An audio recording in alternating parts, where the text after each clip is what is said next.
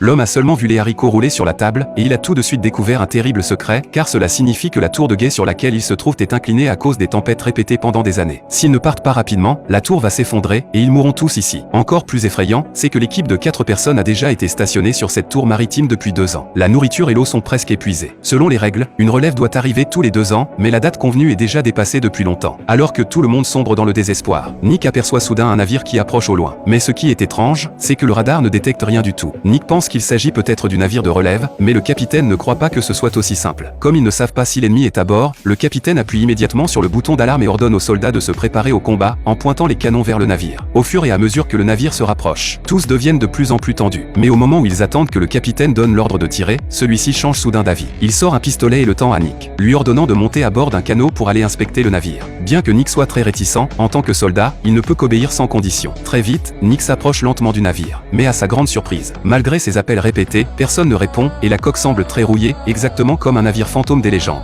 Pour vérifier ses soupçons, Nick, malgré sa peur, grimpe dans la cabine. À cause du bruit constant dans le talkie-walkie, il décide de l'éteindre. Il ne savait pas que ce geste allait presque lui coûter la vie.